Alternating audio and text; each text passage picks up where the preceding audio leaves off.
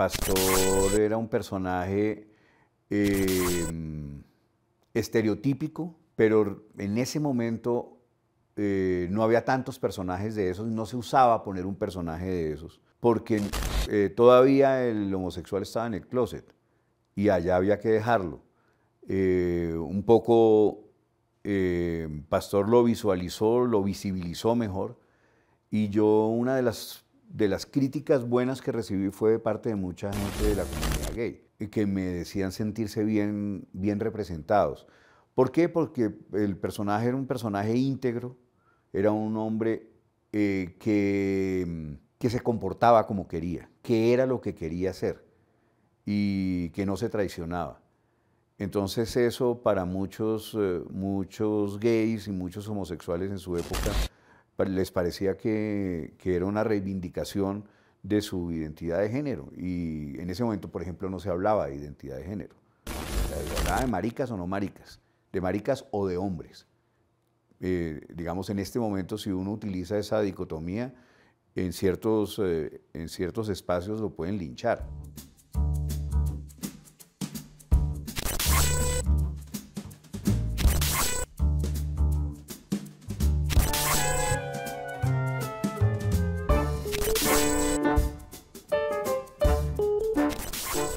A mí siempre me preguntaban si yo era feliz, y yo lo que decía antes y lo sostengo ahora es que yo quiero ser feliz, pero yo no soy feliz. En la medida en que yo quiera ser feliz, tengo una búsqueda permanente de la felicidad. ¿Qué es la felicidad? Yo no sé. La felicidad es algo que nos inventamos, algo que sentimos que es nuestro motor, y yo por fortuna tengo un motor en la vida. Es necesario tener ese motor, y es esa búsqueda la que me alimenta y me da ánimo siempre por encima de las dificultades, de la tristeza, de las cosas en contra, de las cosas que nos pasan, de las cosas que nos hacen, porque sí nos hacen cosas. O sea, yo no creo que es que nos inventamos todo y creemos, y entonces hay que ser positivos y chéveres y tal, no. No, hay gente que es mala y hay gente que nos tira a hacernos daño, y toca pasar por encima de eso, no de la gente, pero sí por encima de esas situaciones para ir para adelante y para buscar, porque sí tenemos un propósito. Eso puede ser un poco religioso, de pronto, pues si fui criado en un mundo católico, en colegios católicos, no soy católico, soy más ateo, más pagano tal vez que católico, pero sí siempre tengo esa búsqueda. Entonces quiero ser feliz. Lo que quisimos hacer en esta etapa de Pedro el Escamoso 2 es que el personaje es un tipo completamente asumido. Asumido en todos los aspectos de su vida. El tipo ya pasó, ya se pensionó como oficinista, era un burócrata, era muy mala gente como burócrata, como jefe era un tirano. Y como hombre se asumió completamente y salió del closet completamente, y el tipo lo que siempre había querido ser era un peluquero. Eso puede ser un lugar común o no, pero el tipo quería hacer eso y quería ser cocinero, y entonces decide hacerlo y decide asumir su alopecia, porque él siempre utilizó un peluquín porque no le gustaba sentirse calvo, y pues ahora ya grande el tipo dice, no, yo soy calvo y así vivo y así me siento bien. Pues ese personaje es muy bonito porque ese es un personaje que tiene una gran sensibilidad, pero no es un personaje blanco, es un personaje que también puede ser un personaje oscuro, puede ser un manipulador, puede ser un ser humano, con los claroscuros aquí rindiéndole un homenaje a esta sección que tienen los seres humanos o que tenemos los seres humanos. Claroscuros que van realmente en todas las gamas de los grises, desde lo más blanco hasta lo más negro. Y ese personaje tiene eso. Ese personaje es un tipo muy bueno, pero al mismo tiempo puede ser un tipo muy perverso y puede ser un tipo muy complicado. Yo en general, digamos que esa es una discusión que tengo con el melodrama, porque en el melodrama los personajes son buenos o malos. Y desde que yo empecé a trabajar en televisión y en general en melodrama, que es como el género que más trabaja la televisión y en la telenovela, yo siempre he querido que mis personajes tengan eso. Que sí, son personajes buenos, pero pueden ser terribles. O son personajes malos, pero no sé solamente malo, ¿no? O sea, un malo es muy bueno con la mamá, o es muy bueno con sus hijos.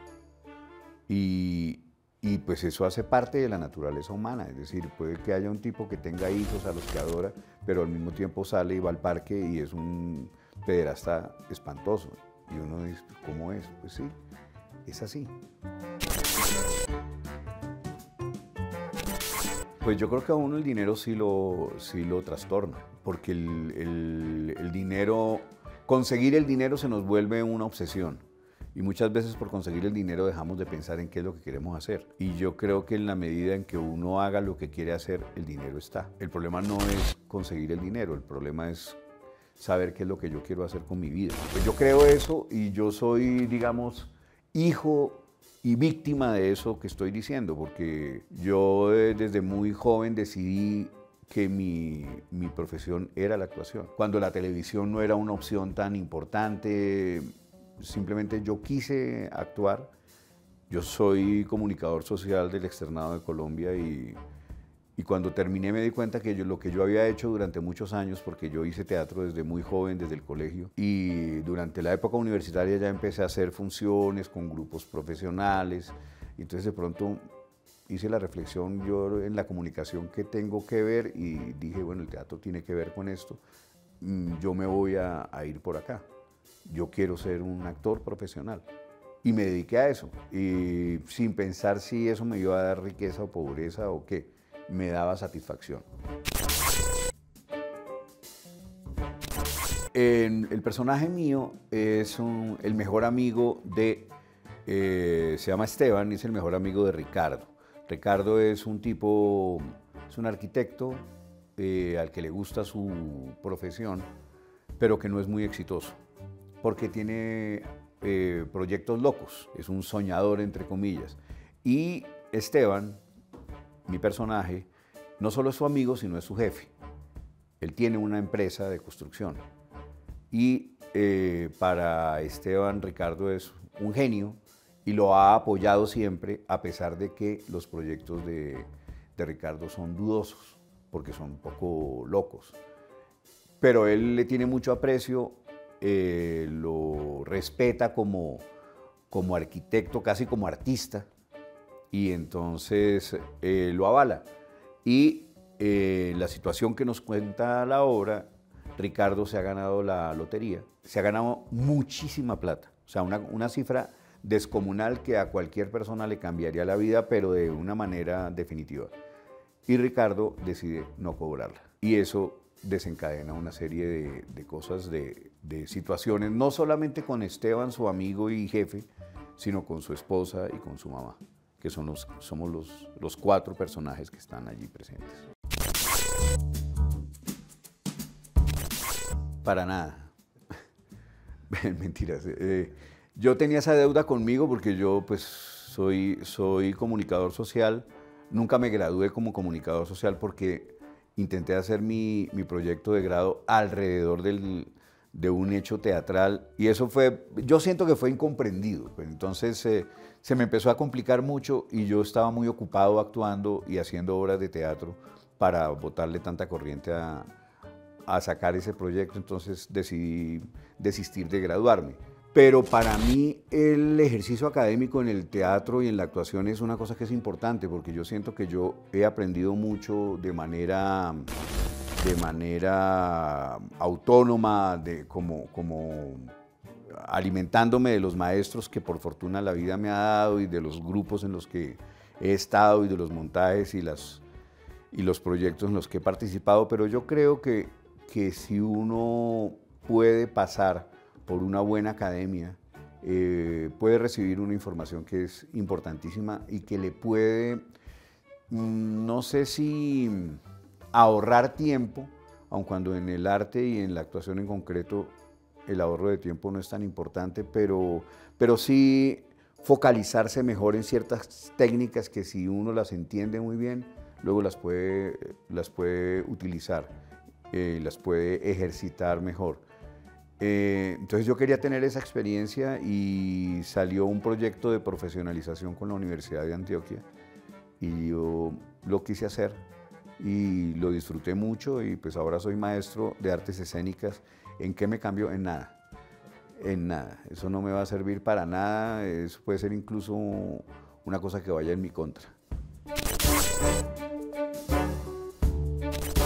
Muchas cosas, claro, hay muchas cosas que me ponen triste porque, primero porque reivindico el derecho a la tristeza, no a la depresión, a la tristeza, porque vivimos en un país que es muy injusto y es muy bárbaro en muchas cosas y porque nos cuesta mucho entender, tenemos pésima memoria. Y repetimos y repetimos y repetimos y damos la misma vuelta alrededor de lo mismo y no salimos de ahí. Yo siempre he tenido, digamos, una conciencia política muy fuerte y las condiciones sociales y políticas de este país me enervan mucho, me entristecen mucho y sentir por momentos que no se puede hacer nada es una desgracia. Sentir que uno no puede hacer nada para cambiar las cosas me parece que es una desgracia. Y ese sentimiento me produce tristeza.